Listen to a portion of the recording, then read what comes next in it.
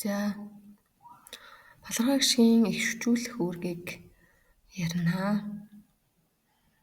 Өмнөх хүчлэг дээр балархай гişгийн үүргийн талаар ярьсан. Балархай гişг нь ишгжүүлэх, ялгах, зөвлөрүүлэх гэсэн 3 үүрэгтэй байдаг. Тухай дэлгэрэнгүй ярьсан байгаа. Тэгвэл энэ удаа балархай гişгийн зөвхөн ишгжүүлэх үүргийг дэлгэрүүлэн ярилцъя. Балархай гişг нь ишгт гээгүүлэгчийг ишгжүүлнэ, мөн заримдаа гээгүүлэгчийг ишгжүүлнэ гэсэн хоёр тохиолдолд ишгжүүлэх үүрэгтэй байж байна. За эхнийх нь ишгт гээгүүлэгч нь өмнөө юм уу хойноо заавал ишгтэй бичигдэнэ. Тэгэхээр энэ E7E гэсэн энэ тэмдэглэг нь ишгт гээгүүлэгч өмнөө эсвэл хойноо заавал ишгтэй байна гэсэн дүрмийн тулгуур дохио юм байна. Тулгуур дохио гэж ойлгоно. За жишээ өгнүүдэд харъя. Нутаг гэж үгний 2 дугаар үед байгаа А балархай гişг Г ишгт гээгүүлэгчийг ишгжүүлсэн байна. За дөрөв гэсэн үгний Э балархай гişг имийг ишгжүүлсэн. Үйлдвэр үгний 2 дугаар үед байгаа Э балархай гişг урагшаага В ишгт гээгүүлэгчийг ишгжүүлсэн, хойноо байгаа Р ишгт гээгүүлэгчийг ишгжүүлсэн давхар үүргээр орсон байна. Тогтмол гэсэн үгэн дээр мөн адил О балархай гişг имийг ишгжүүлсэн, хойноо байгаа элийг ишгжүүлсэн. Тэгэхээр энэ О балархай гişг хоёр талдаа ишгжүүлэх, давхар ишгжүүлэх үүрэгтэй орсон байна. За заримдаа гээгүүлэгчийг ишгжүүлнэ. Тэгэхээр заримдаа гээгүүлэгч нь заримдаа ишгтэй, заримдаа ишггүй байдаг бичигддэг учраас заримдаа гээгүүлэгч гэж нэрлэдэг. Тэгэхээр энэ дээр зарим нөгөө ишгтэй тохиолдол нь, ишгтэй бичигдэх тохиолдол нь заримдаа гээгүүлэгчийн дараа дахиад нэг заримдаа гээгүүлэгч бичгтээ, хоёр дахь заримдаа гээгүүлэгч нь өмнөө эсвэл хойноо заавал ишгтэй бичигдэнэ. За гэсэн дүрмийн тулгуур тохиолдол нь 9-ээр нэмэх 9 тэнцүү Э гэсэн ингэж тулгуур тэмдэглэгээ болгон ашигладаг. За жишээ өгнүүдэд харвал эхнийх нь баримтад. За баримтад гэсэн үгэн дээр хоёр балархай гişг байна. Эхний И балархай гişг урагшаага зөвлөрүүлэх үүрэгтэй, хойноо байгаа М ишгт гээгүүлэгчийг ишгжүүлэх үүрэгтэй. Мөн хоёр давхар үүрэгтэй байна. За Т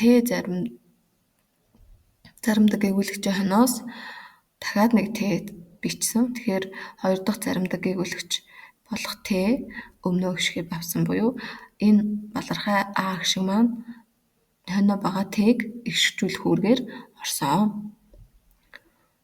За дундас гэж үгэн дээр мөн адил хоёр балархай гişг байна. За энэ А балархай гişг нь ялгах үүрэгтэй орсон.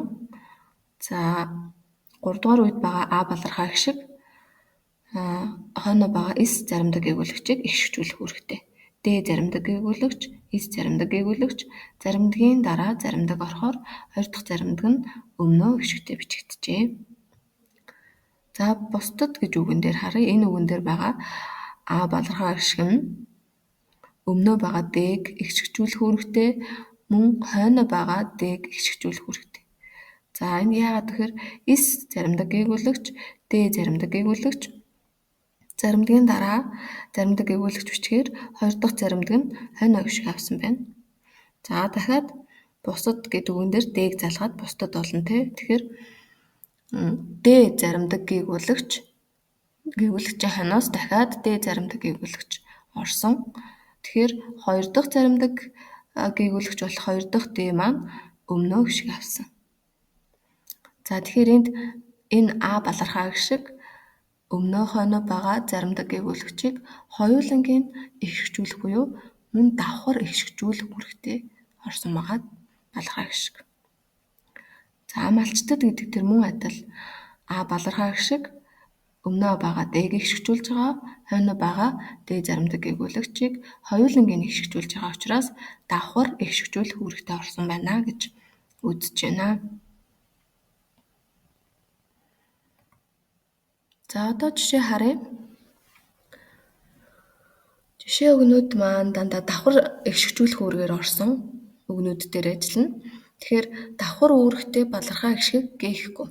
Давхар одоо давхар эгшигжүүлэх үүрэгтэй байх юм бол гээхгүй одоо зөөлрүүлэх, эгшигжүүлэх, эсвэл ялгах, эгшигжүүлэгч гэдэг гэх юм уу, эсвэл хоёр талдаа тий урагшаа хоошоо хоёр талдаа эгшигжүүлэх үүрэгтэй байх юм бол тэр балархаа эгшгийг гээхгүй бичнэ. За эхний тэр эгшигт гээгүүлэгч маань ямагт эгшигтэй бичигднэ гэдэг эгшигжүүлэх үүрэгтэй балархаа эгшигтэр дараах 3 жишээ өгнөд орсон. За чадвар гэдэг үгний А балархаа эгшиг өмнө байгаа В-г эгшигжүүлж байгаа, хойно байгаа R-ыг эгшигжүүлж байгаа хоёр давхар эгшигжүүлэх үүргээр орсон. Тэгэхээр энэ үгэн дээр урт эгшгээр эхэлсэн хойноос урт эгшгээр эхэлсэн залгуур авахаар энэ А балархаа эгшгийг гээж болохгүй. Гээхгүй бичнэ. За хэрвээ гээчих юм бол энэ В эгшигт гээгүүлэгч эгшихгүй болох гэдэг учраас А балархаа эгшгийг гээж болохгүй. Эгшигт гээгүүлэгч өмнө юм уу хойно заавал эгшигтэй байх ёстой. Тэгэхээр энэ хоёр чадвар гэсэн үгэн дээр хоёр үүрэгтэй байснаа чадвараар гэд хойноос эгшгээр эхэлсэн залгуур авчаар хоёр үүргийнх нь нэг үүрэг нь үлдээд өмнө байгаа В эгшигт гээгүүлэгчийг эгшигжүүлэх энэ үүрэг нь үлдэнэ. Тэгээд хоошоо эрийг эгшигжүүлж байгаа үүрэг нь одоо байхгүй алдагдана гэсэн үг. За тэгэхээр энд давхар үүргээр орсон, давхар эгшигжүүлэх үүргээр орсон балархаа эгшгийг гээхгүй бичнэ. За олдвор яг адилхан В-г урагшаа эгшигжүүлж гин R хойно байгаа эрийг эгшигжүүлэх үүрэгтэй хоёр давхар эгшигжүүлэх үүрэгтэй байгаа О балархаа эгшиг урт эгшгээр ихсэн залгуур залгахад гээгдэхгүй.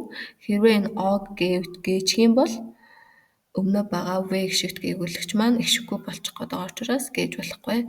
Энэ О балархаа эгшиг нь В эгшигт гээгүүлэгчийг эгшигжүүлэх үүргээр үлдсэн байна.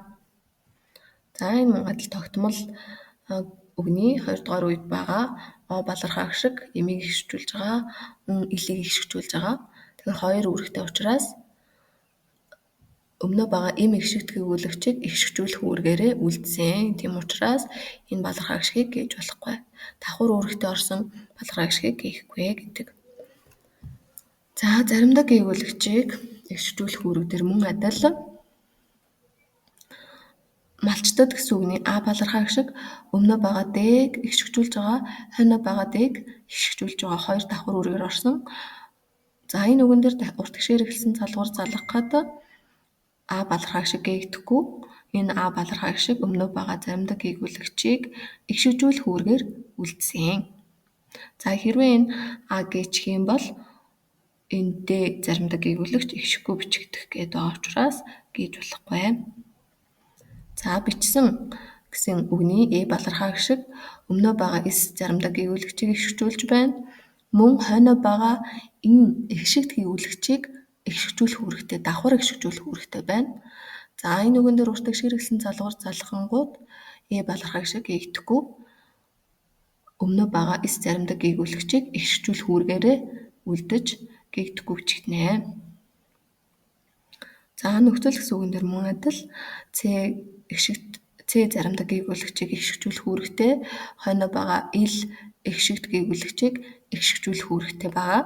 Тэгэхээр энэ Ö балархаа эгшиг нь өмнө байгаа С заримдаа гээгүүлэгчийг эгшигжүүлэх үүргээрээ үлдсэн. Буюу давхар эгшигжүүлэх үүрэгтэй байгаа балархаа эгшгийг гээж болохгүй.